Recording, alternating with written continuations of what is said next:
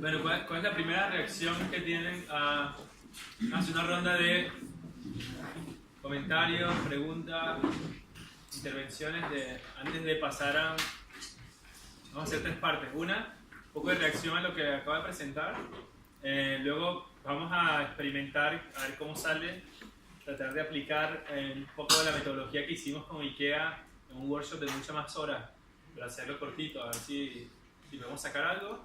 Y luego, si quieren, los últimos 15 o 20 minutos termino con la parte que falta de la presentación, que es más hablando de dónde está el proyecto Fab City ahora y hacia dónde va más o menos.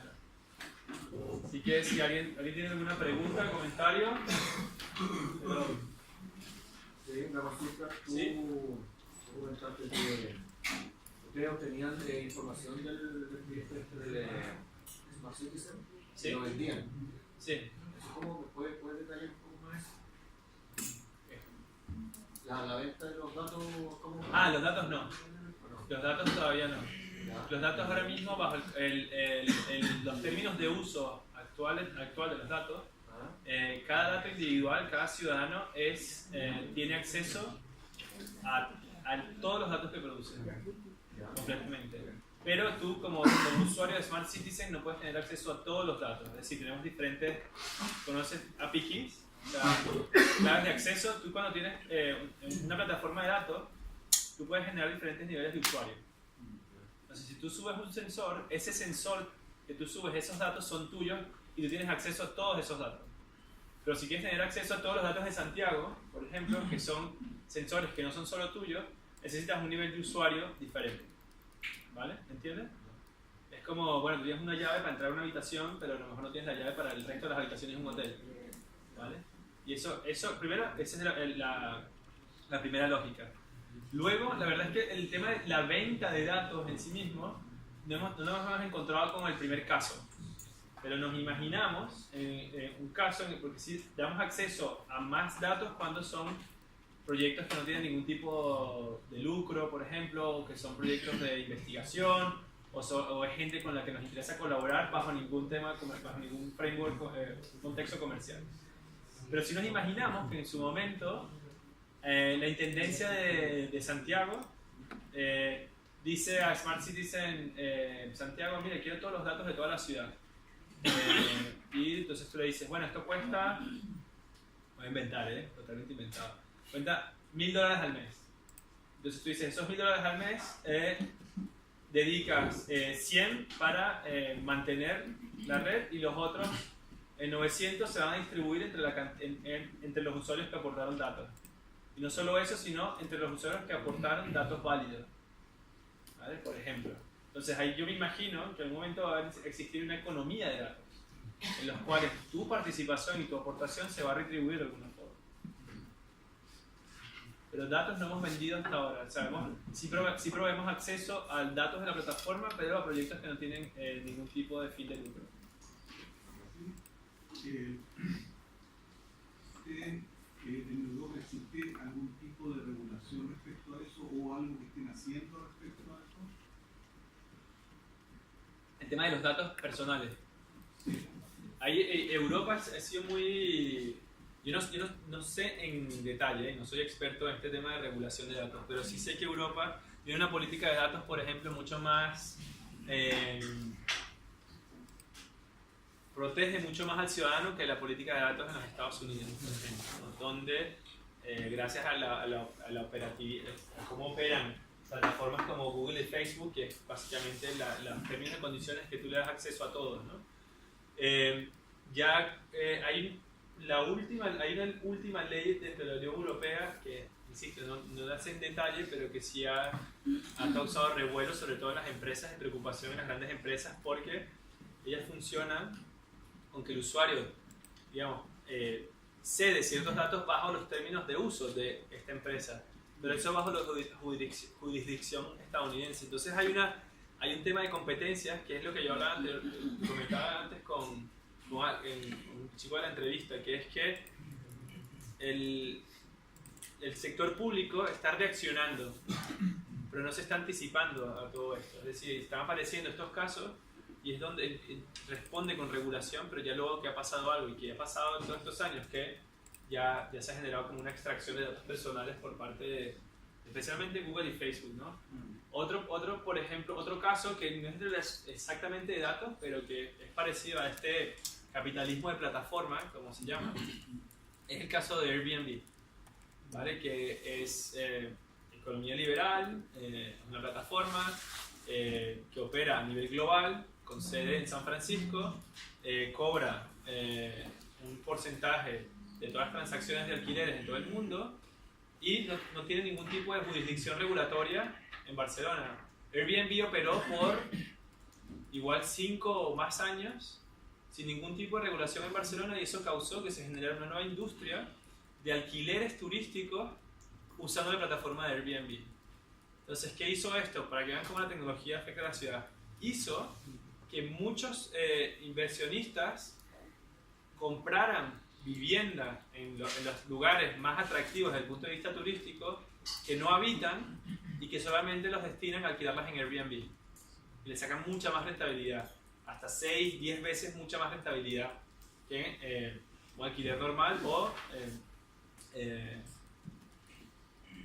un alquiler normal, perdón. ¿Vale? Entonces, ¿qué pasa? En estos alquileres, durante esos 5 años, nadie pagaba impuestos.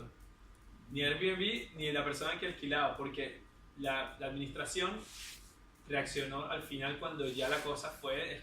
Y ahora, es un caso escandaloso el tema del turismo en Barcelona. Airbnb fue multado con 600 millones... 600.000 euros hace 6 meses y van a poner otra multa y ahora empieza a haber un diálogo mucho más cercano entre Airbnb y las administraciones. Pero casi siempre la actitud de la administración ha sido reactiva y no tanto, no se anticipa a lo que está pasando, que era una de las cosas que decía antes.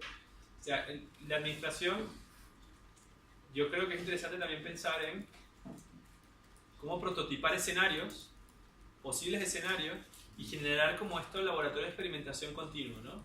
Y puede ser, yo creo que la escala del barrio es súper interesante, o el distrito. Experimentación continua con usuarios, intervenciones en el espacio público, pruebas de sensores, pruebas de plataformas de datos, etc. Y luego de allí aprender y tratar de anticiparse a posibles escenarios. Yo creo que puede ser interesante.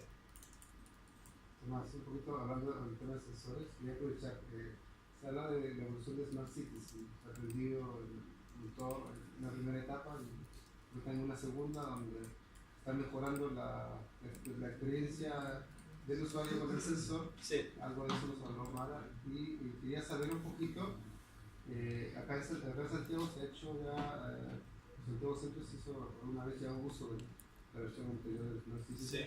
Mi pregunta es básicamente, en esta versión 2.0 que tienen, lo van a liberar en algún momento, de tal manera que los que estamos trabajando en ciudad, quisiéramos como quizá tener esta experiencia con Smart Cities. ¿Eso va a ser viable o va a seguir la plataforma de efectivamente había que era comprarle directamente y después hacer la instalación de los sensores en ciudad? ¿Cómo va a funcionar eso? Voy a repetir un poco la pregunta, ¿todo el mundo escuchó? La pregunta es que, viendo la evolución de Smart Citizen y lo que les había explicado Mara de lo que se está mejorando en la segunda versión, ¿qué tanto va a cambiar en la forma en que funciona ahora mismo, ¿no? Si se tiene que comprar el sensor y instalarlo acá, o si va a ser más distribuido. Más o menos esa es la pregunta, ¿no? Una de las cosas yo creo que hemos hecho con el proyecto y que lo explicaba anteriormente, de lo cual hemos aprendido, es que no existen como caminos directos o obvios a cómo mantener el proyecto vivo, ¿no?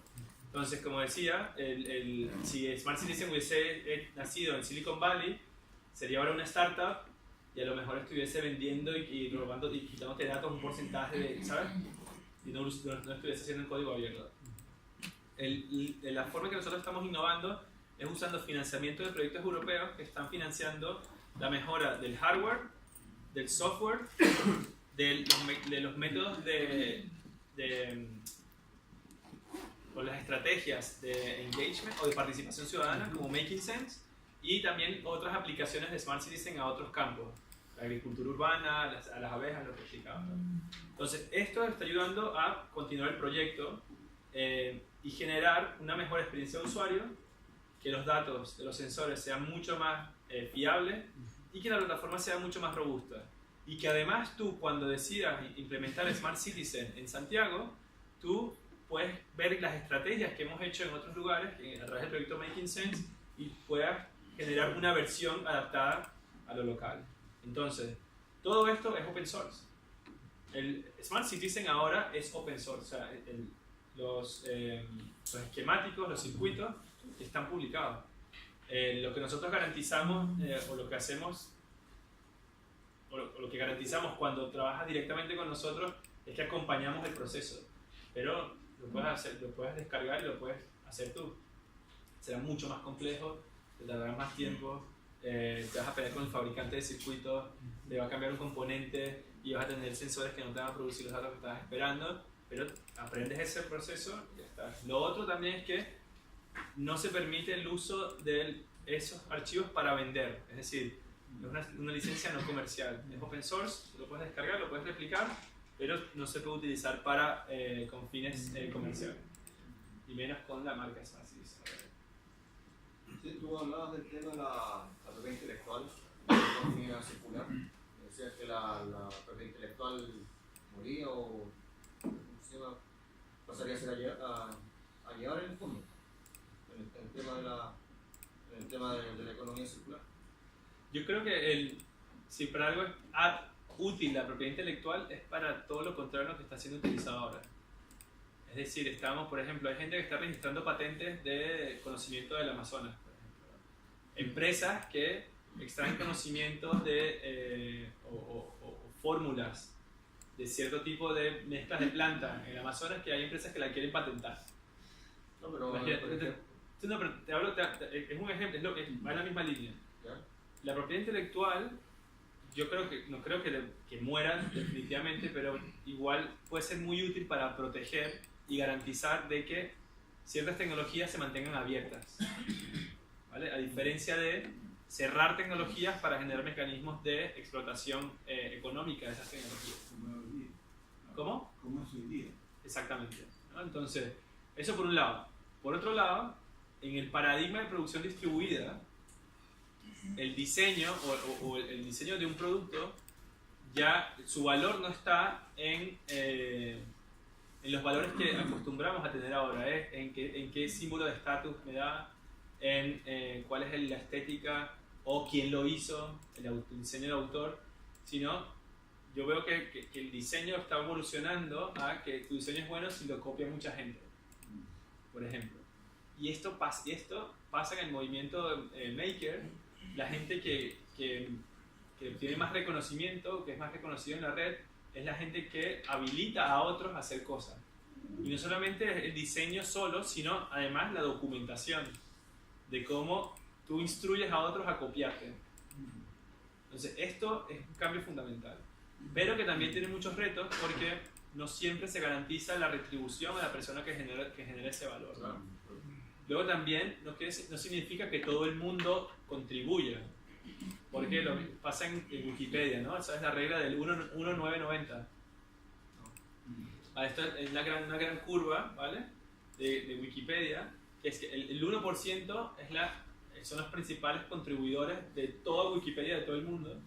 Hay solamente un 1% que verdaderamente contribuye, ¿vale? Hay otro 9% que son los moderadores, digamos, o los curadores de contenido, y luego hay un 90% que somos nosotros los consumidores del contenido. Entonces esto es súper interesante. Insisto, no quiere decir que todo el mundo tiene que documentar, no todo el mundo es diseñador tampoco. O sea, yo creo que se mantiene la misma idea de que hay gente que sabe diseñar y que no, gente que sabe fabricar y que no, pero cambia principalmente el paradigma sobre el cual nosotros pensamos que la propiedad intelectual protege el diseño porque quieres enviar a China a fabricar 2 millones de piezas de esto, pero en el momento que toca China tu diseño ya hizo ya lo copiaron, no te imaginas la cantidad o sea, y eso está en la cultura china. Se llama el Shanshai, ¿han escuchado de este fenómeno? El Shanghai es todo este fenómeno de copycat que existe en China, pero que ahí no es tomado como competencia desleal, es normal. Y con los nombres los varían. Entonces, Claro. Hay una investigadora que se llama Silvia Lindner, que ha trabajado en los últimos 10 años en todo esto, y es que dentro de la cultura china, que lo digo porque tú puedes diseñar una tecnología en Santiago, y una de las desventajas del modelo actual es que ya en el momento que envías el archivo a los chinos para que te produzcan 10.000 y te los envíen a Santiago y los distribuyas, ya tienes otros 200 otras empresas chinas vendiendo en paralelo tu tecnología. Ha pasado que hay proyectos de Kickstarter que están en Kickstarter todavía. Conoce Kickstarter, ¿no? La plataforma de financiamiento de proyectos, que no ha terminado la campaña de 40 días y que ya está siendo comercializado por otra empresa china, una versión diferente, ¿no? Y esto, la propiedad intelectual es algo que va a ser muy difícil cogerla por donde se dice, no sé por dónde decirlo. Pero por ejemplo, también estamos llegando a un nivel de absurdo también, que tenemos empresas como Amazon o como Facebook o como Tesla que están generando patentes que en un momento nos van a patentar el aire. Está patentando, Amazon patentó creo que el otro día almacenamiento de agua bajo tierra, una cosa así. Vamos a patentar. de hecho, en China se vende aire embotellado. De Canadá. Sí. No, pero el tema es esto, la propiedad intelectual está en crisis, pero yo creo que no muere. Es decir, y yo creo que puede haber una coexistencia. En general creo que con todo, o sea, la industria no desaparece, sino que se complementa. Creo que estamos actualizando el modelo y no, ya como ven, las revoluciones no me las creo mucho tampoco. Creo que más bien hay que como construir de lo que ya tenemos. Quiero preguntar respecto a si ustedes han trabajado en hacer estándares. Me explico por qué. Y por ejemplo, Mala, si me equivoco, ella nos explicó la vez pasada que habían trabajado, ¿no es cierto?, en el barrio Sol, y que uno de los aspectos de cómo podía convencer, digamos, al municipio o, digamos, a los fabricantes en general, porque ahí hay un tema también de que los dueños de estas casas, digamos, al final, con la presión que significó todo este proyecto, ellos decidieron invertir y mejorar, digamos, algunas cosas que estaban ahí. Pero yo no sé si me estaré equivocado, pero en el fondo lo que sirvió fue que la medición que ustedes hicieron, digamos, se parecía mucho a una cámara o unos sensores que tenía el propio municipio. Entonces, de alguna manera pudieron homologar, corroborar, ¿no es cierto? Entonces, a eso me refiero. Cuando yo te pregunto, ustedes han trabajado en estándares, porque tarde o temprano tú te vas a tener que comparar con algún fabricante o algún, ¿no es cierto?, estándar internacional. Porque normalmente el fabricante que va a tratar de hacer, ¿no es cierto?, minimizar tu trabajo, digamos, y decirle que esto no sirve porque lo que sirve es su tecnología.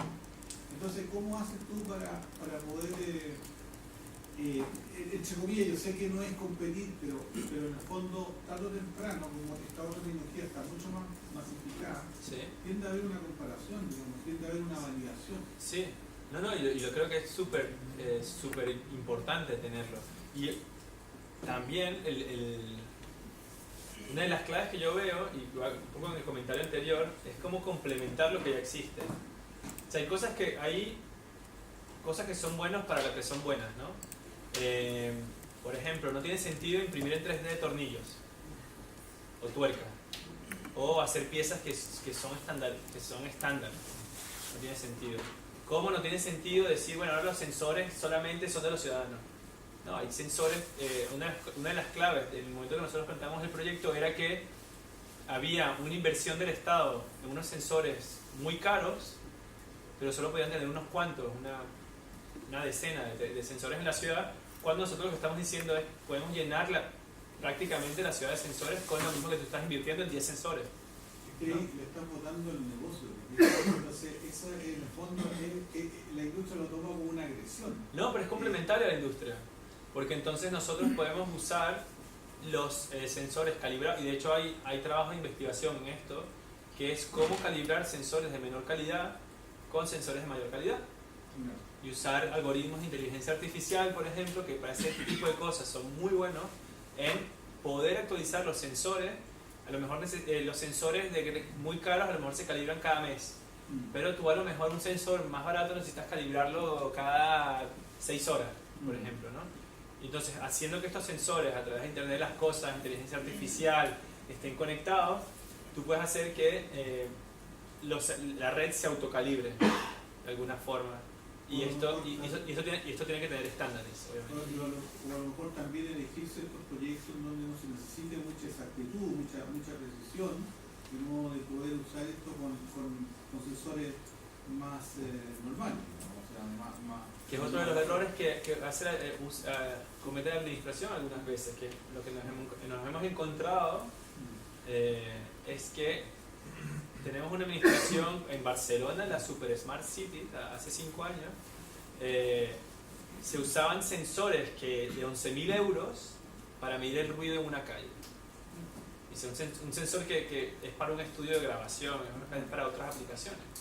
Y además luego se usaban unas plataformas propietarias para capturar los datos, y luego obviamente había un tratamiento de datos y era todo un servicio y toda una trama, y él dice, con el 20% de esta inversión yo te lleno un barrio entero de sensores que me van a decir el ruido, y a lo mejor pongo un sensor caro que es el que uso para calibrar los otros, por ejemplo, ¿no?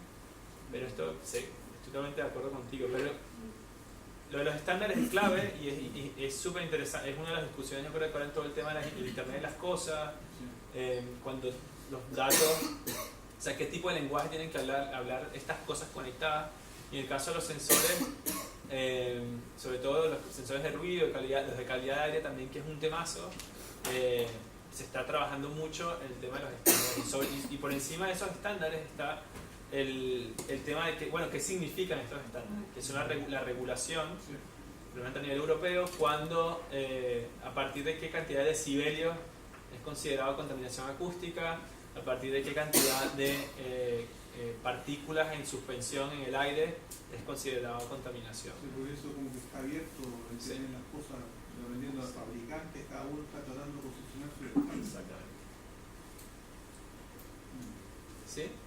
Yo tengo una duda con respecto al diseño que hablabas del esquema que hay como para cuando yo quiero hacer por ejemplo, el Smart Citizen, si yo quisiera armarlo yo. Sí. Eso involucra como el esquema, como el prototipo, algo así como para yo poder armarlo, y además la parte como programación del microcontrolador. Sí. Pero eso es estándar a cualquier, me imagino que está fundamentado en Arduino, no en otro tipo de... Exacto. Ya. Nosotros construimos sobre un estándar, que es el de Arduino, que eso permite no solamente, no tenemos que reinventar la rueda, sino que además es muy fácil al momento de que tengas contribuidores, gente que quiera contribuir al proyecto, ya parte de un estándar que conoce mucha gente, con lo cual no tienes que instruir de nuevo a cada persona cada vez que se suma, ¿no? Para nosotros, yo creo, al momento en que estamos en el proyecto, no vemos crítico fomentar la idea de que las personas se fabriquen el sensor, porque eso agrega mucho error, muchísimo error. O sea, el momento en que prototipas, el tipo de cable, el tipo de variador de voltaje, cambia, lo hemos visto que cambia tanto que no es algo que queremos incentivar, pero no es imposible. De hecho, el Smart Citizen tiene dos componentes. Uno es dos partes, lo que es el sensor puro y duro, la placa electrónica. Tiene un shield, una mochila. Para los que conocen Arduino, Arduino no hace nada si no conectas cosas al Arduino. Entonces tú puedes usar el Smart Citizen como un Arduino. Entonces que ya puedes utilizar todas las...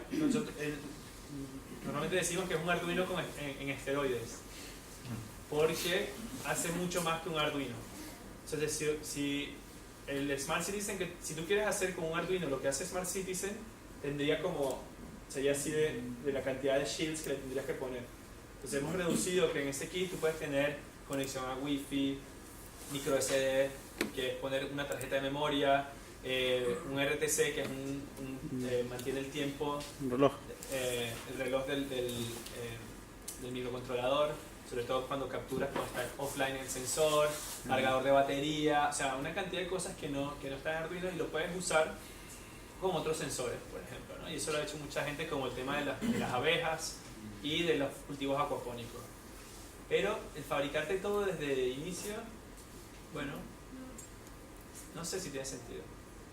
O sea, pero para entenderlo, ustedes desarrollaron un sistema operativo en torno, digamos, a... No, nosotros usamos lo que es el bootloader de Arduino. El bootloader es como el sistema operativo que va dentro del microcontrolador. Y sobre eso construimos aplicaciones. Todos los periféricos, con sensores... Exactamente. Y lo puede programar... Eso sí se puede programar. Está todo documentado, el código está publicado. Y por lo menos ves cómo funciona la asignación de ciertas lecturas de sensores, cómo se transforman, cómo se convierte el voltaje en un valor, por ejemplo. Y también hacemos procesamiento de datos en la plataforma. Es complejo. Es complejo. O sea, llevamos varios años en esto y hay que decir, si quieres datos, es complejo. Si quieres experimentar y tal, también. Pero si quieres datos más o menos fiables, tienes que reducir al máximo posible los posibles cabos sueltos que salen de esto. Pero ya y después Roberto. Y tengo otra pregunta. ¿Cuál es el tiempo de duración del Smart Citizen a nivel de uso? Sí. ¿Qué hago si el dispositivo se deteriora o una parte, hay una reparación o cómo funciona la cadena para yo botar esto a la basura? Sí. Para no contaminar. Sí. Siguiendo la filosofía. Y eso Muy buenas las dos, además. No podemos establecer qué tiempo de vida tiene el kit. Hay una degradación en el tipo dependiendo del tipo de sensores. Se van degradando. Sobre todo los sensores de calidad de aire son los que más se degradan. En la versión actual son sensores de óxidos metálicos.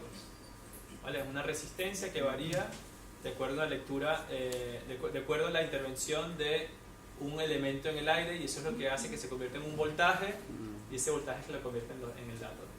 El tiempo de vida de ese sensor, es un sensor que lleva dióxido de nitrógeno y monóxido de carbono, es de unos 18 meses, 2 años, más o menos.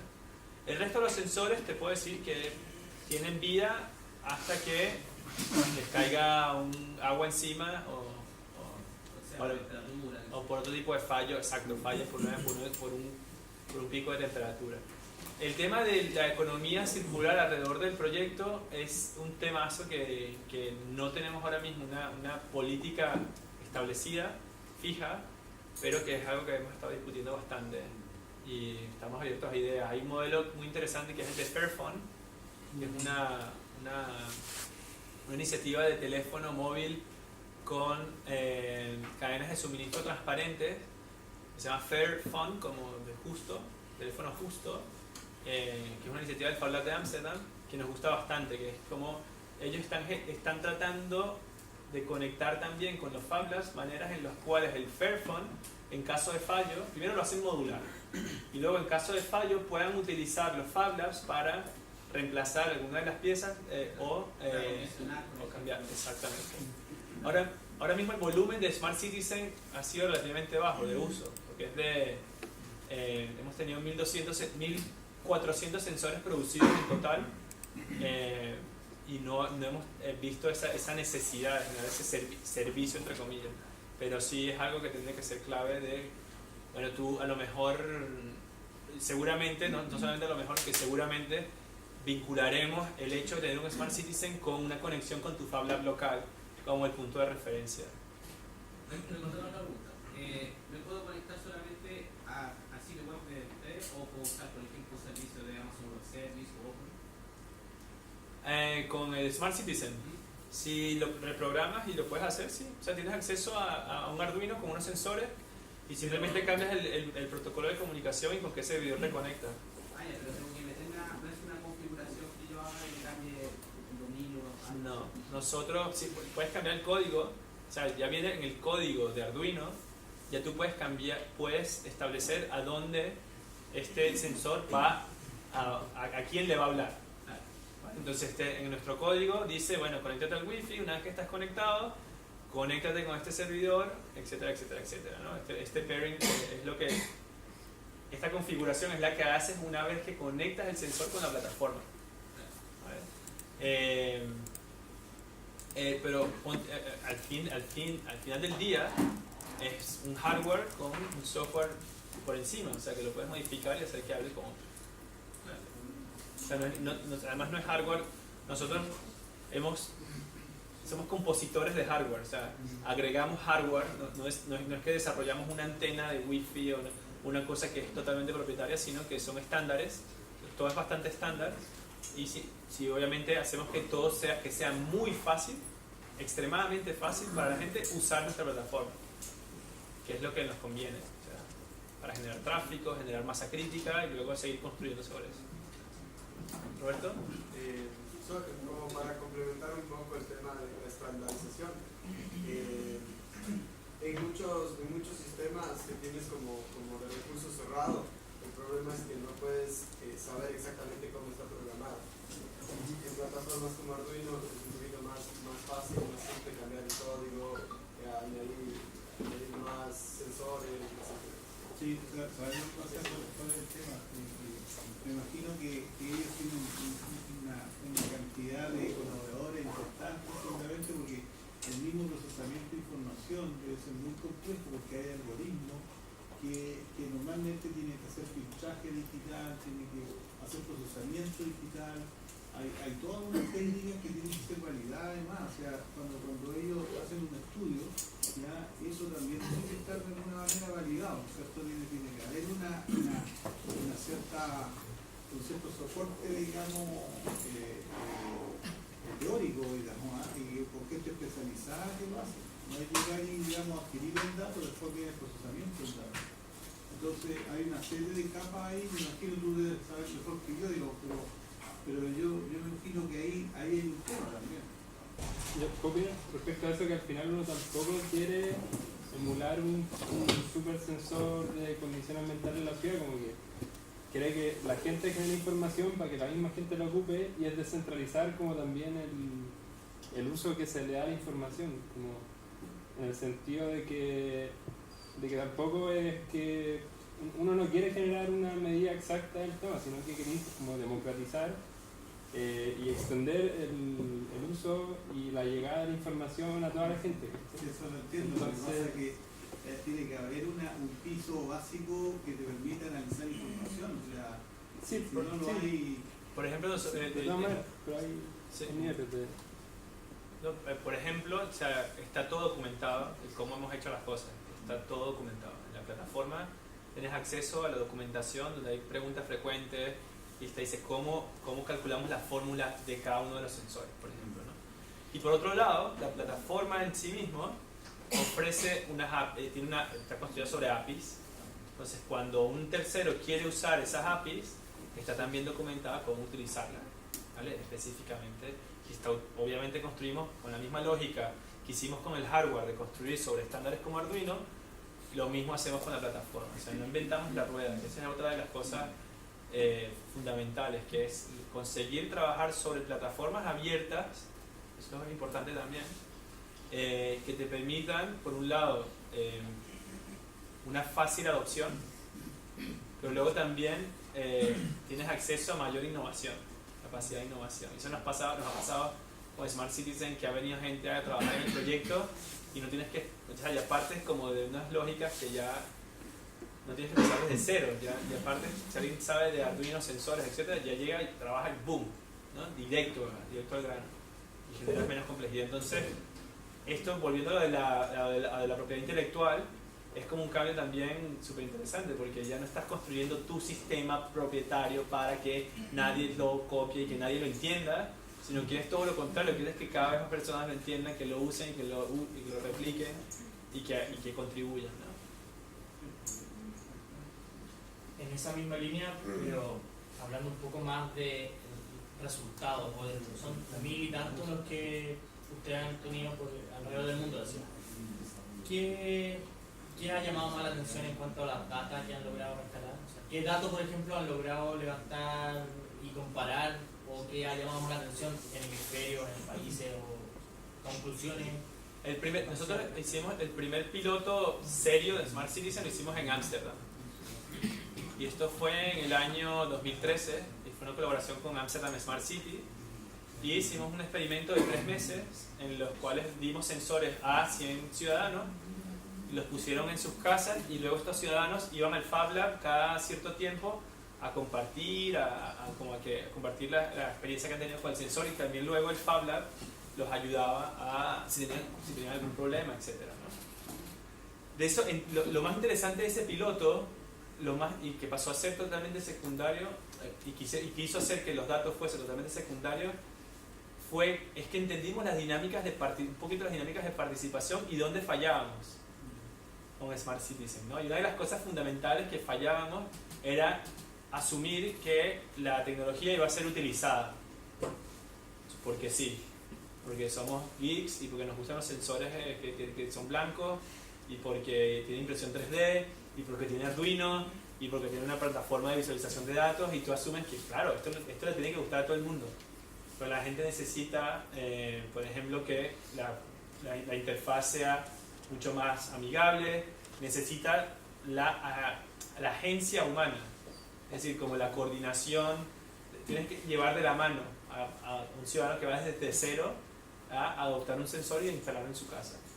Entonces aprendimos que la tecnología es súper importante, pero que sin estos mecanismos o sin estas estrategias no era posible hacer que tuviese un impacto. Entonces, eso fue un estudio que hicimos. El siguiente estudio era entender qué pasaba con los sensores a nivel global, ¿vale?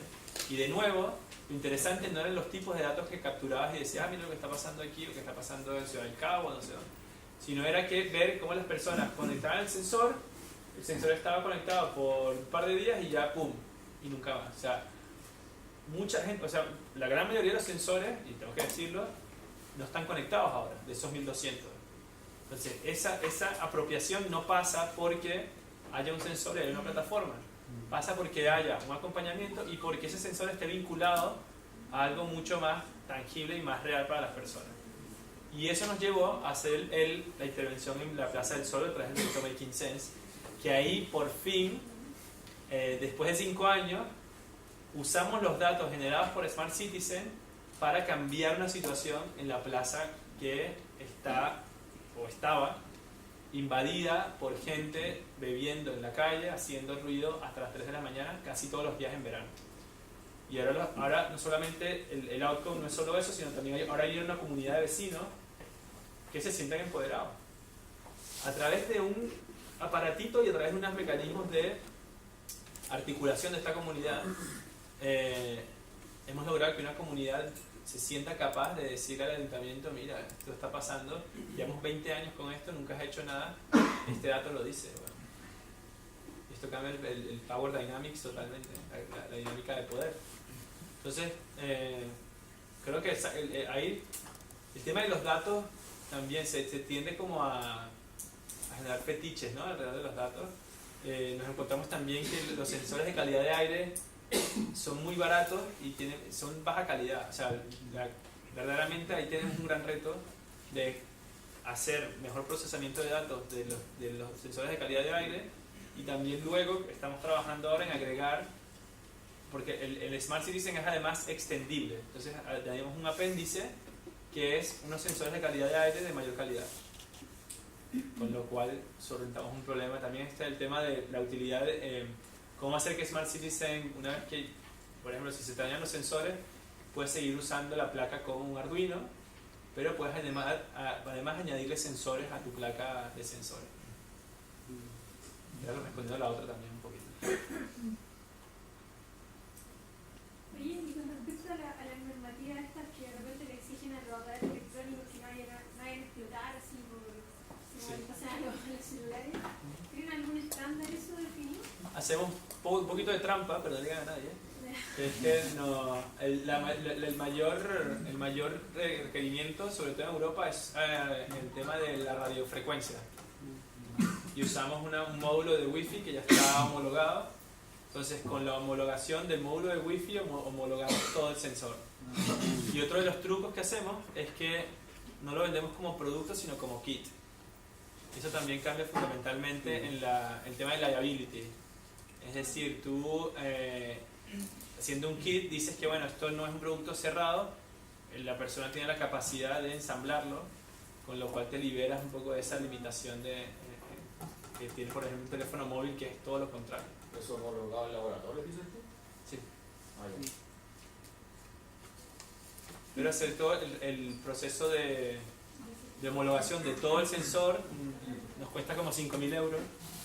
Y este ha sido un proyecto bastante financiado, estamos con las uñas. A ver si ahora estamos trabajando en darle una vuelta al modelo de negocio que no sea vender sensores, sino vender toda la estrategia. O sea, vender. Yo digo que entender que no se trata de poner una cantidad de sensores en un sitio, sino nosotros podemos asesorar y ofrecer todo lo que conlleva el configurar una comunidad, el entrenar a las personas con los sensores, el poner los sensores, entender los datos y en poder llevar esos datos a acciones posibles, ¿no? Sí. Respecto a eso del modelo de negocio, porque también hablaba ahí como que si hubieran sido como el modelo de negocio de Silicon Valley, como que hacían el producto, lo marketeaban y lo vendían, como que cómo luchan contra eso al final, y como que también, o sea, siento que hay que integrar como a todos, como a la gente, a las empresas, a los gobiernos locales y más grandes, qué sé yo, y lo están haciendo un poco también como con IKEA, pero como Sí, pragmático.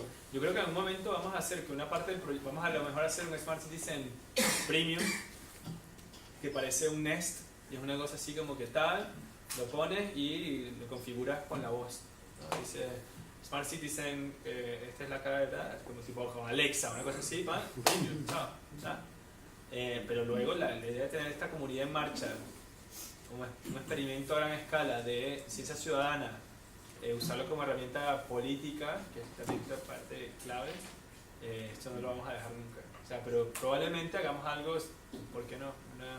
Una versión más premium, sin abandonar la filosofía del proyecto, que es ser accesible. No, pero claro, es como la idea de hacer que esta filosofía se convierta como en el nuevo estándar, o hay una forma de hacerlo así, o no es como... Como la filosofía del código abierto, dice. Claro. Sí. Sí, totalmente. Esa es la clave del proyecto, es que es en código abierto y que está ahí. O sea, registramos la marca en Europa y ahora la haremos a nivel global por protegerla, para que no salga Cisco, Smart Citizen Cisco, ¿sabes? Y por ejemplo con Cisco fue muy interesante. En el año 2013 este proyecto ganó el Smart Citizen, ganó el premio del Smart City Expo al mejor proyecto innovador. Y ahí mismo Cisco como que se nos acercó y a coquetear y decir, mira, queremos invertir. Pero entonces los tíos dicen, mira, pero nosotros invertimos de dos formas. Una, te damos $50.000 o euros y eres parte como en nuestro programa de incubación y te poseemos, ¿vale?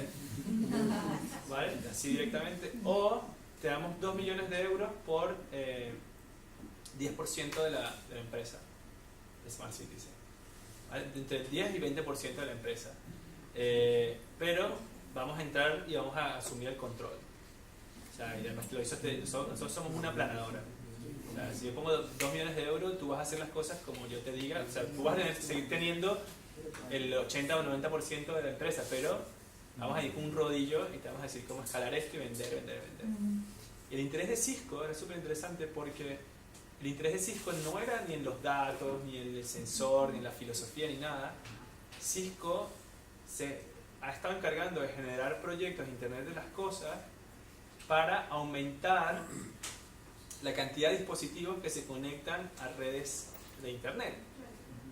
porque eso, en ese momento se estaba pasando de IPv4 al IPv6, porque se había llegado a un tope en ciertos países. Y a ellos les convenía que llegar a un mercado global en hacer esa transición de IPv4 a IPv6 y generar más dispositivos conectados, lo que haría que naciones enteras renovaran todo el parque tecnológico y la infraestructura de Internet del banco. Eso era lo que quería hacer. Pero no floreció. No. Estuvimos hablando en serio, así, mira, 2 millones, no es que lo pusieron y dijimos no. O sea, estuvimos ahí, se enfrió la conversación y con Intel también trabajamos.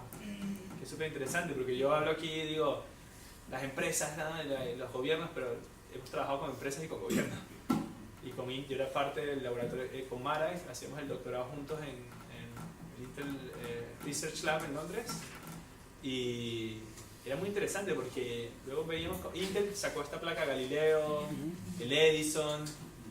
¿Dónde están? ¿No? Intel ha sacado unos productos que lo de Galileo fue un desastre. Un desastre de dimensiones increíbles. No entiendo cómo una de las empresas más importantes del mundo saca algo como el Galileo. Y están ahí, no se sabe. Creo que produjeron 5.000, las regalaron a Makerspaces y Fablabs en el mundo y se acabó. Y el Edison está ahí también, y luego sacaron ahora el Curie, bueno, hace como 2 años. Curie es una plaquita así muy chiquitita, es súper interesante. Pero ha sido para nosotros también un proceso de desmitificar estos súper avanzados tecnológicos, que al final, por un lado, no solo importa tener la super tecnología, sino que hay un componente aquí de generar el tipo de usuario que tú quieres generar, que no va dentro de unas lógicas de marketing, sino va una lógica de impacto, que es súper interesante, ¿no? Y esto las empresas no lo han entendido todavía, pero yo veo que está empezando a haber una transición. Por ejemplo, Intel, el gran paso que da es que desde hace esos 5 o 10 años tiene proyectos en open source. O Texas Instruments también, que era impensable. Es súper interesante. Hoy día las cosas van a ser contenido, no van a ser los equipos. Va a ser marginal. Entonces, como que los equipos van a pasar a ser especiales.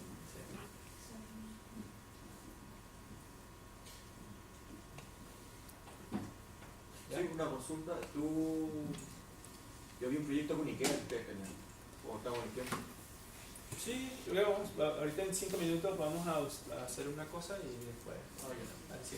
¿Puedo preguntar? Sí. Tenía un proyecto con Ikea, sabes que todavía no entiendo cuál es la idea de Ikea, porque tener productos estándar para ellos es más barato. Y ese modelo de negocio es el que le ha resultado. Entonces, no veo cuál es aún la finalidad de Ikea ¿cómo se llama? De probar esta economía circular. Y lo otro que quería preguntarte es si Ikea digitalizó algún producto. O sea, si por ejemplo llegó, tenía una mesa por ejemplo y le puso un Arduino y la digitalizó. Sí, Ikea tiene proyectos o prototipos. Ahí hubo un ejercicio como de diseño de ficción, que era de una mesa interactiva en la cocina, no sé si la vieron. ¿Ya? Una mesa que te ayudaba a tener las recetas y además era también se calentaba, o sea, era cocina también. ¿Ya? Era todo como muy futurista, ¿no? Era más como un ejercicio de ficción. Luego ha hecho otros proyectos parecidos al nuestro con otros diseñadores como James Dyson, que hicieron un sistema de muebles modulares donde hay un componente del mobiliario que es estandarizado, pero otro que es totalmente customizable. Es una cosa como no es ni un extremo ni el otro. Luego hay otro tema de otro tipo de digitalización. Por ejemplo, tú ahora puedes encontrar todos los diseños de Ikea online, en 3D. Y te lo puedes descargar y a lo mejor puedes reparar un modelo de Ikea. Si te imprimes un tope que se rompió, lo fabricas en tu FabLab y lo reemplazas sin necesidad de comprarte uno nuevo. Eso existe. Esto existe, pero no empujado por Ikea. Es una consecuencia de tener los diseños digitales de Ikea. Hay un colectivo que se llama Maquea tu vida. ¿Lo conocen? Hay una página que se llama elrecetario.net, donde y luego IKEA Hackers, que fueron unos colectivos que empezaron a hacer o a usar productos de IKEA descartados para generar nuevos productos, pero muy buenos. Y IKEA en un momento les iba a denunciar, pero luego ahora ha cambiado totalmente su aproximación y los ha convertido en parte de su storytelling, ¿no? de economía circular. IKEA es una empresa que se puede permitir pensar a 50 años por la cantidad de revenue que produce, y la curiosidad de hacer cosas con nosotros va por ahí. No va por generar un negocio, cómo consigo vender más de algo mañana, ¿no? Están pensando en que a largo plazo, y porque ven que lo que empezó como unos 4 pendejos con una fresadora y 100K garages y spaces y tal, se está como que federando y organizando mucho más. Empieza a haber cosas como OpenDesk, por ejemplo, que es otra plataforma con la que IKEA está colaborando también, que son los mismos chicos del grupo que inició WikiHouse, que es poder usar la infraestructura distribuida de fabricación y luego hacer que diseñadores puedan subir sus diseños y que un cliente pueda comprar en Nueva York un diseño chileno y que ese diseño chileno se produzca con infraestructura que existe en Nueva York.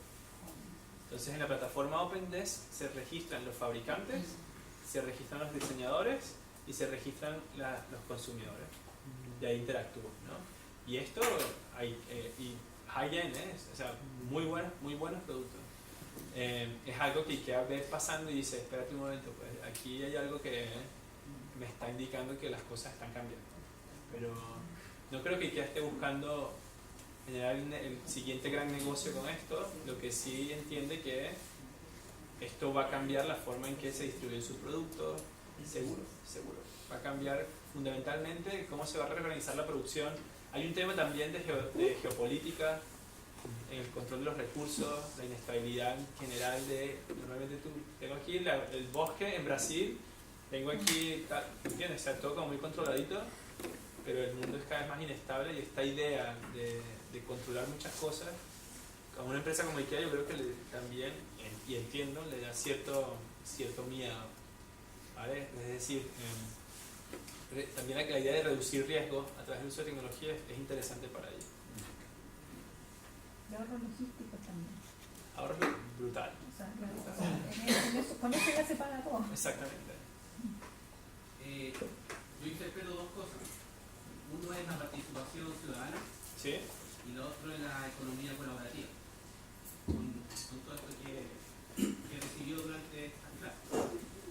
Hay algo que me llama la atención y me gusta del sensor, de poder lograr medir niveles de aire, por ejemplo, de contaminación, de polución o de pesticidas. Y llamar a una gran comunidad y decir, oigan, miramos esto, aquí hay niveles de enfermedades, de cáncer, qué sé yo, aquí podemos hacer la cultura. Es un poco la idea también poder levantar esto y decir, chuta, ponemos tu sensor en una comunidad agrícola y veamos que efectivamente el uso de pesticidas en esta región, en estas localidades, tiene este impacto. Sí. Hay un tema también que puede ser deprimente, que es que tengan los sensores, capturen los datos, te des cuenta que hay un problema y que no se puede hacer nada. Sí, pero Esto es una putada. Por ejemplo, que también vas a hacer algo obvio, vas a decir, yo creo que la contaminación del aire de Santiago no necesitas un sensor que te lo diga. Pero el tema es que a lo mejor cuando le das un número y empiezas a correlacionar ese número con lo que significa esos niveles de polución y en las posibles consecuencias en la salud de las personas, no vas a salir de tu casa o vas a hacer con máscara, ¿no? Disculpa, la participación ciudadana veo yo que se puede hacer más efectiva en sectores más alejados donde están más aislados, hay menos protagonismo, que son los sectores urbanos, los rurales.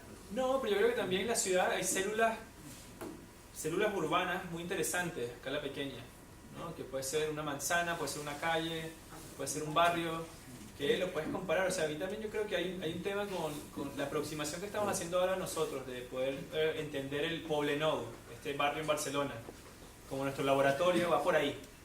Va o sea, tú dices, la ciudad, piensas que es tan...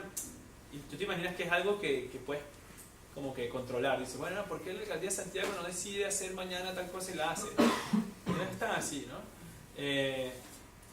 Imagínate, yo qué sé, un proyecto como este no va a escalar en la ciudad de una.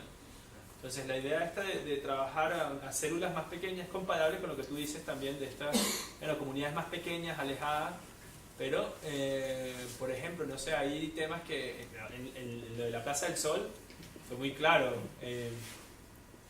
La gente, como los turistas o incluso locales tomando alcohol hasta las 3 de la mañana, alguien se toma 2 vinos y empieza a gritar. Clarísimo, y la gente en conciertos y todo, y la gente no podía dormir. Hay una cosa muy específica, pero si no trabajas esa idea de célula aislada entre comillas en una comunidad de vecinos, no hubieses podido conseguir eso. Y el otro experimento que estamos haciendo también es con el tema de las superillas, las supermanzanas, que es este proyecto de Salvador Rueda, en el cual podemos usar sensores para demostrar, para reducir la resistencia del ciudadano al desprendimiento del vehículo, demostrar que esto verdaderamente cambia, lo obvio, demostrar lo obvio, pero a veces es increíble cómo cambia el poder objetivizar ciertas cosas, ¿no? Tomás mencionaba el tema de la superilla, en el Poblenou tenemos una superilla, y los ciudadanos se quejaban, instigados por 2 concesionarios de coches, se quejaban de que no podían estacionar los carros enfrente de su casa, que porque ellos no pueden ir con el carro por donde iban siempre. Entonces la gente pone más en valor el tener aparcar 10 metros más cerca de tu casa que sacarte el ruido, la contaminación, el peligro, lo que supone el coche, ¿no? Entonces es lo que te decía anteriormente, de cómo porque de alguna forma si empezamos a hacer visible esta información y empezamos a ver que los problemas existen, es muy probable que nos encontremos con wicked problems, ¿vale? Estos problemas que no tienen solución. Dice, bueno, hay contaminación en Santiago, pero la solución es sacar la mitad de los carros. Dile a la gente que le vas a quitar el carro, ¿no? Entonces, ¿qué pasa? Porque por un lado va esto y por otro los tipos vas al cine y tienes 10 minutos de propaganda de vehículos y es el símbolo del carro y eres libre con el carro, y luego el banco te sale la propaganda el banco te dice que te presta el dinero para comprarte el carro y de repente te endeudaste por 20 años para comprarte el puto carro y luego te dicen no lo puedo utilizar, no lo puedo aparcar aquí, ¿no? Entonces hay un tema súper interesante también de bueno, que las lógicas del mercado van por un lado, que bueno, es respetable, pero hasta dónde llegan, cuál es el límite, ¿no?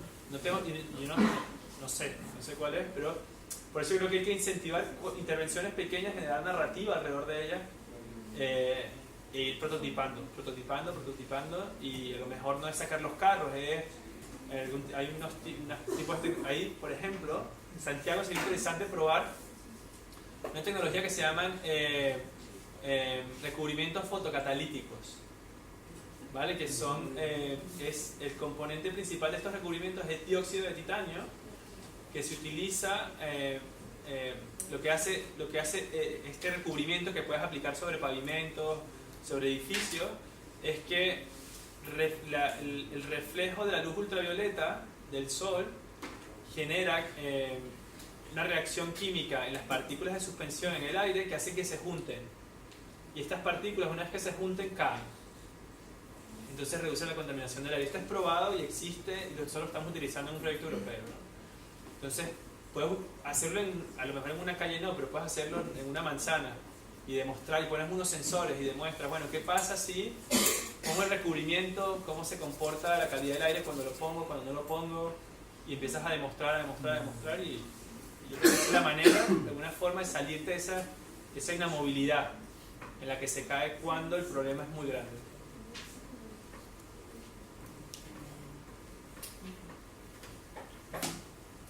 ¿Sí? Mira, yo vivo en el campo, digamos, estamos hablando de 80 kilómetros de Santiago, ¿Sí? y tengo un problema. Tengo un problema, digamos, porque cuando compré ese lugar, digamos, no sabía que había una viña muy cerca de ahí, que fumiga periódicamente. Entonces, hoy día, Por ejemplo. tenemos dos problemas. Sí. Y uno, que hay gente realmente afectada porque son los venenos que se está tirando periódicamente al ambiente, que está afectando a todos nosotros. Y a su vez, por ejemplo, yo cuando llegué allí, que son como 4 años, más o menos, yo veía abejas y hoy día no las veo. Entonces, nosotros estamos sospechando que ahí esta evolución que hay no solamente está afectando a todos, sino que medioambiente. Claro. Entonces, ¿qué se podría hacer ahí? Porque yo vi que tú tenías unos sensores para medir abejas y tenías muchas cosas ahí. Sí. ¿Tú tenías alguna recomendación? Porque a lo mejor somos 52 familias y a lo mejor se puede hacer algo pequeñito porque el problema lo tenemos con la viña. Claro. Entonces, hoy día la salubridad pública, por así decirlo, Servicio de Salud Metropolitano, tiene muy poca gente para inspeccionar ese tipo. Sí. Entonces, al final... Pero este es el tipo de problema, es el tipo de proyecto que, por ejemplo, nosotros pudimos hacer lo de la Plaza del Sol por una iniciativa propia. Lo hicimos aplicando fondos de investigación europeos para poder poner esos 25 sensores por 3 meses y poder hacer talleres con los vecinos y con todo el rollo, ¿no? Sería interesante que te acercaras al Fab Lab de Santiago y ver cómo hacemos ese vínculo y se puede aplicar el uso. Lo de las abejas que nosotros tenemos es, por un lado, hay varias capas de ese proyecto, se llama Open Source Beehives, o colmenas de abejas en código abierto, que es, por un lado, el diseño de las colmenas de abejas que se puede bajar y fabricar en cualquier Fab Lab del mundo, ¿vale? En base a dos modelos que funcionan muy bien, que es la colmena africana y la colmena que se llama la Warren, ¿vale? Funcionan. Tradujimos los diseños tradicionales en diseños digitales y se pueden fabricar y se puede incentivar la apicultura, que es una de las ideas del proyecto. La otra es que tiene una placa de sensores que tiene un sensor de sonido dentro de la colmena y sensores de temperatura dentro y fuera, y que conjuntamente con un Smart Citizen empezamos a ver cómo podemos correlacionar la felicidad de la colmena, que tú puedes también sacarla por el tipo de ruido que hace, cómo se mueve la reina, te puede decir cómo se mueve la reina dentro de la abeja, si hay una reina, si hay 2 reinas, te dice muchos datos dentro de cómo funciona la dinámica de la colmena de abeja, y lo puedes correlacionar con lo que está pasando afuera de ella, que es la contaminación del aire, la contaminación acústica, etc. Y luego está todo el tema de la ciencia ciudadana sobre ello, que es, todo el proyecto se hace como un proyecto colaborativo, todos los datos abiertos, donde la gente pueda aportar conocimiento, incluso no solamente opinando o añadiendo comentarios, sino al desarrollo. ¿Se puede adicionar algún sensor que mida esta contaminación? Hay que ver qué tipo de pesticida se está utilizando y qué tipo de sensor habría que usar en ese caso. Pero es como un estudio. Pero esto es un caso como súper bonito para estos tipos de financiaciones públicas, a lo mejor, ¿no? De cómo articular una comunidad para que no va solamente que vamos a poner los sensores y nos vamos corriendo, ¿no? Sino que eso lleva empoderamiento tecnológico, enseñas a la gente sobre sensores, generas comunidad alrededor de un problema, además generas una infraestructura común, que es súper interesante también. Tiene un montón de contenido asociado que sacas de un problema, que genera no solamente yo creo que el resultado no será solamente, ok, vamos a seguir cambiando los pesticidas, sino que luego generamos una dinámica de apropiamiento, de apropiación de la comunidad, que yo creo que es súper interesante generar esa dinámica. En eso nosotros podemos ayudar a través del Fab Lab Santiago.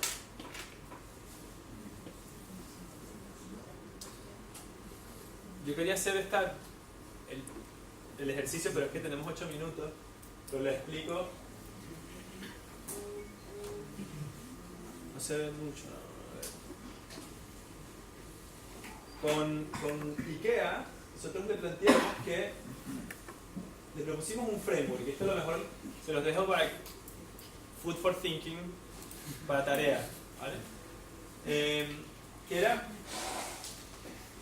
partir del trabajo que venimos haciendo en el Fab Lab, pero también como reflexión misma, ¿no? De hacer una lectura de cómo va la tecnología, hacia dónde va, cuáles son los fenómenos que se pueden ver a partir de plataformas o el uso de plataformas como Airbnb, el crecimiento del movimiento maker, el avance del Internet de las cosas, de la industria 4.0, como plantearnos un panorama, o sea, cuáles son esos grandes cambios que vienen, que más o menos se pueden identificar y que tampoco es que estamos inventando algo nuevo, hay muchas consultoras que hablan de lo mismo, ¿no? Una que es aumentar la optimización de recursos, ¿vale? Y que tiene que ver cómo podemos utilizar, por ejemplo, basura como recursos, o cómo lo que tú descartas se convierte en algo valioso para mí y genera estas dinámicas. Otro es la automatización, ¿vale? No solamente en los procesos de producción industrial, sino también en la algoritmización de los procesos, que también genera otro tipo de automatización. La gente habla de que los robots van a eliminar los trabajos, pero no son los robots, van a ser la inteligencia artificial le va a quitar el trabajo a mucha gente que trabaja en oficinas atendiendo llamadas, notarios, o sea, lo que viene es bastante heavy, ¿no? Y esto tiene que ver con la automatización, no solamente en la industrial, sino también a este nivel, a esta capa. Luego el New Transactions,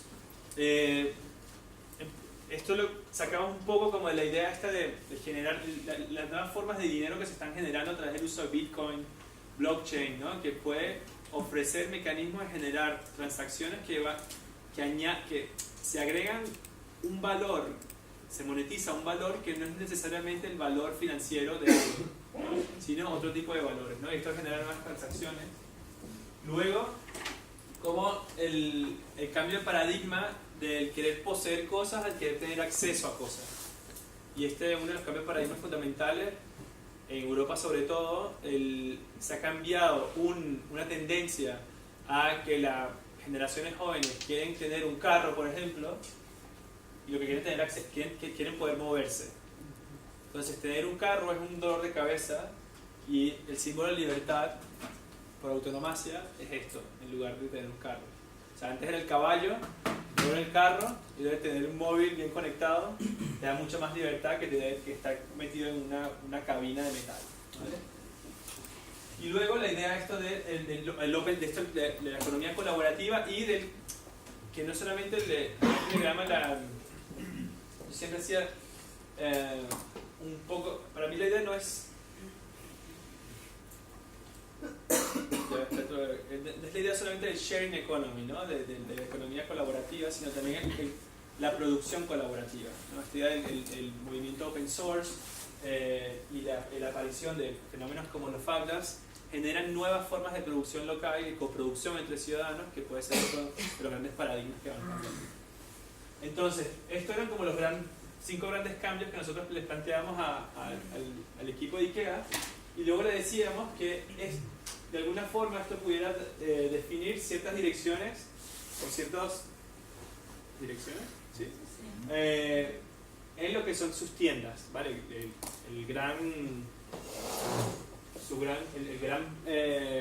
asset de IKEA es que tiene tiendas en todo el mundo, y saben que el restaurante IKEA es el tercer restaurante más visitado del mundo.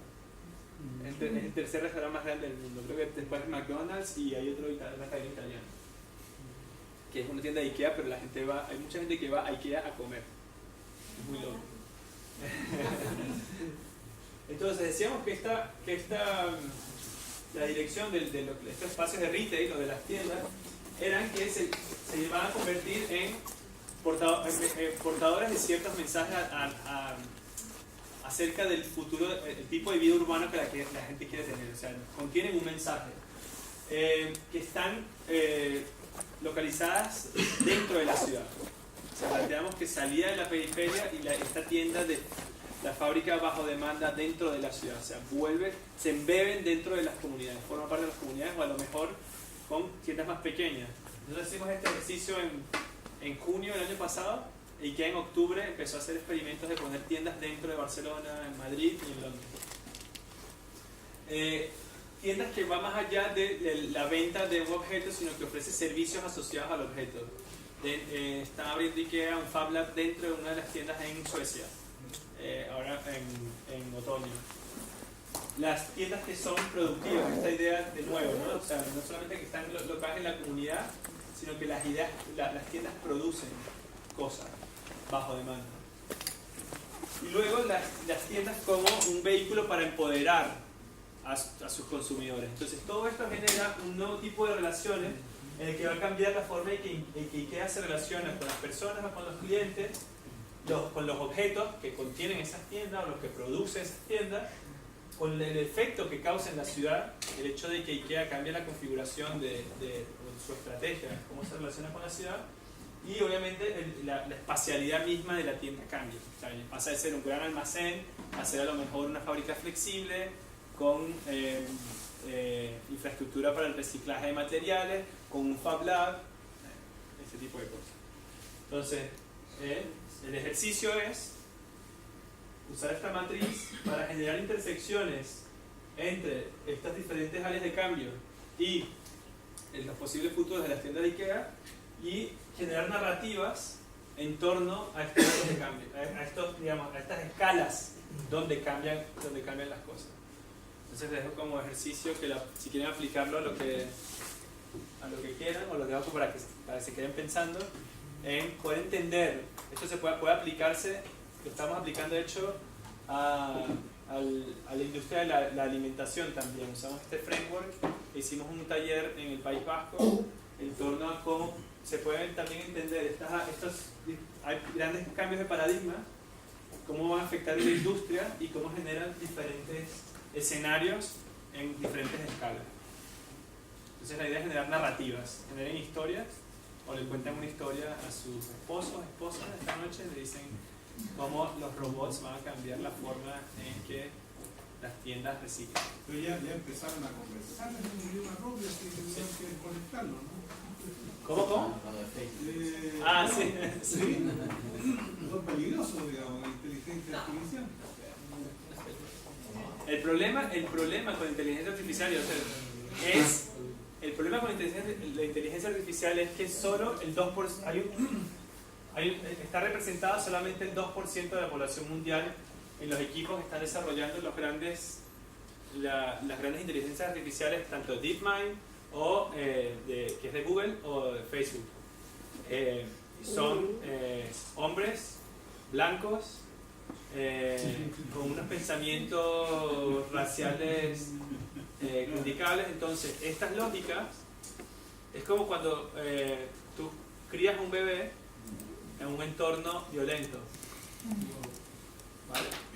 Puede que se convierta en violento o que reaccione en torno a este entorno violento, pero todo esto de la inteligencia artificial es como criar a un bebé. Entonces si lo crías solamente con padres que son violentos, vas a lo mejor generar algo que va a responder. Yo me refería a estas dos máquinas que enfrentó el creador de Tesla y con el de Google. Enfrentaron unas máquinas y esas máquinas en el fondo, ¿cuál era la idea? Que se comunicaran en algunos lenguajes conocidos y que hicieran alguna acción, etc. Sí.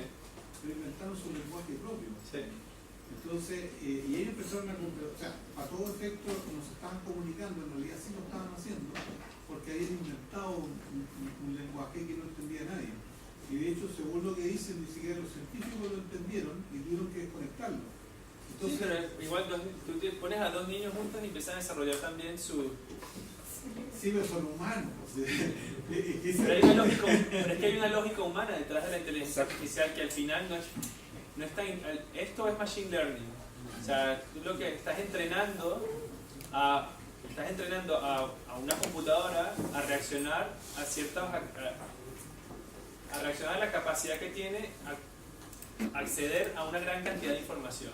Es como si tú pudieras ver toda una base de datos al mismo tiempo y seas capaz de sacar conclusiones de todo lo que ves. Pero yo te voy a decir a ti qué es lo que estoy buscando y qué tipos de conclusiones quieres buscar. El tema es que no está regulado. ¿No qué? Ese tema no está regulado. No, por eso, va a pasar lo mismo que con Airbnb. Entonces vamos a reaccionar cuando vengan los coches sin conductor a atropellar. ¿Último comentario? No sé si alguno de ustedes tuvo la oportunidad de ir al simposio del FAB. Sí. Nadia presentó un caso que no sé si tú tienes la referencia del trabajo que hicieron ellos con ese FAB. ¿Con la tienda? Con la tienda. Sí. Que de alguna manera esos cruces, muchos de esos se presentan en ese caso. Sí. Sería realmente interesante si lo pueden hacer llegar después, porque yo no me acuerdo el nombre de... Creo que se llama Hamad.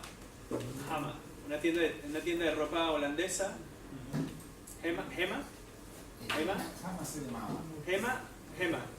Sí, H-E-M-A. Heyman. Tomás, yo tuve el privilegio de estar en el simposio. Si me invitan, me encantaría poder contar lo que hicieron también y el ejemplo que nadie presentaba también en ese ejemplo. Lo que sucede es que tomó toda la estética del Medio Oriente y a esta empresa le cambió todo finalmente. Toda la estética de la tienda cambió y la reemplazaron por una estética de Medio Oriente, con letras en carácter arábico. Yo sé, yo estaba moderando el simposio. Para todas las personas del curso y también estuve ahí. Pero por eso, claro.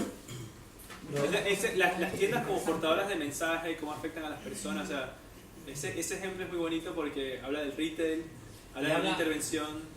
Y habla de como la reacción de una gran tienda, como para contextualizar, es una tienda ícono que Nadia, una investigadora que ya citó Tomás, se puso a trabajar con un grupo de gente, les pasaron un Fab Lab, estaban trabajando sobre tipografía y reemplazaron la marca, pero le cambiaron el nombre. Y empezaron a producir una serie de productos que desde el punto de vista de esta marca grande amenazaba un poco la identidad nacional. Y los mismos que habían financiado el proyecto les empezaron a decir así como, ¿cómo se les ocurre estar haciendo esto? O sea, como paren. Y era como, ya tenemos los fondos, vamos a hacerlo. Y en vez de desarrollar productos como para exponerlos, que era lo que habían financiado, dijeron, vamos a hacer productos para la venta. Y vamos a, de alguna manera, abrir una tienda. Y se empezó a generar como muchos detractores, se empezaron a hacer noticias. Y, como para resumir un poco, la tienda terminó como retirando un poco el odio al producto porque se hizo tan masivo que habían colas para producir, o sea, para comprar los productos y empezaron en este Fab Lab a producir la ropa que habían hecho y todos los artículos que eran un homólogo de la otra marca. Y la otra marca finalmente terminó como diciendo, no, nosotros no los vamos a demandar, antes los queríamos demandar, los queríamos matar. Pero ahora nos parece genial y ellos les cedieron finalmente eso, hicieron su experimento y se generó como esta apropiación de algo que nace de una investigación, que es algo parecido a lo que mostraba Tomás con IKEA y ahora es en otro caso y probablemente se va a seguir repitiendo como esa como detractora hasta que en verdad no te conviene y hay que asumirlo.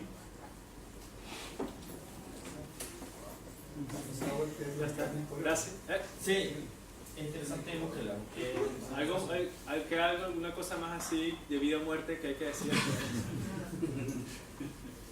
Quizá no nos dio tiempo de vida o muerte. Pero, sí, de vida o muerte, son las ciudades. Es un tema que todavía no se pudo tocar, pero me gustaría mucho, de acuerdo desde tu perspectiva, estás trabajando mucho con el Fab City, sí. Es lo que se está moviendo.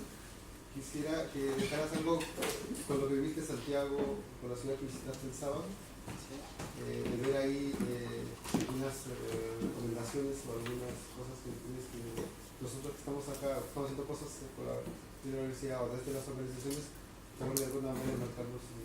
Yo soy como el monotemático con esto, que es la idea del prototipado a escala de barrio.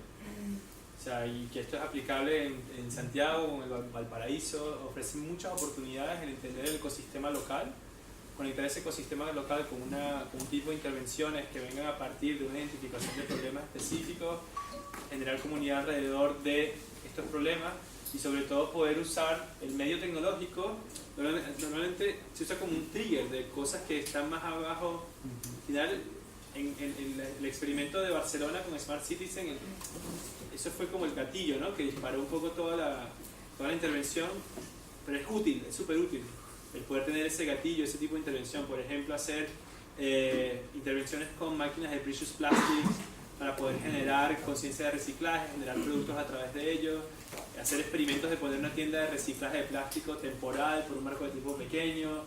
Otra de las cosas que le preguntaba ayer a Pedro Vidal, que era el tema de cómo usar este poder, el do it yourself, que ya existe sobre todo en el contexto latinoamericano, y que hablaba en esa idea de la ciudad informal autogenerada, cómo usar esa fuerza, esa potencia de autoconstruir, pero conectarla con el conocimiento tecnológico y generar nuevos escenarios que, bueno, es un poco lo que ha hecho Fundación Vivienda con el tema de usar el conocimiento local y conectarlo con un plugin tecnológico, pero con la capacidad de que la gente pueda producir localmente. Lo hacía un poco la aproximación del Centro de Innovación que hace unos años hacía Fundación Vivienda, era súper interesante. Yo quiero recuperar un poco eso. Normalmente también no va de como inventar algo totalmente nuevo, a veces se trata de encontrar el contexto adecuado para que las cosas finalmente escalen, ¿no? Y a mí me pasa muchas veces que terminas 5 años más tarde volviendo a hacer un proyecto que ya hiciste, pero resulta que te encontraste con el contexto adecuado y finalmente escaló, ¿no? O sea que por eso decía que el futuro, así como que estuviésemos corriendo a generar una super smart city, no sé, yo creo que olvidar eso y no sé, ser más oportunista con las condiciones que ya existen y entender, ¿no? Una cosa es el DIY local, pero luego la capacidad de producción local también, la tecnología, vincularlo de alguna forma con un contexto específico, un problema, con un trigger, que no tiene que ser necesariamente tecnológico, y prototipar. Bueno, gracias por venir.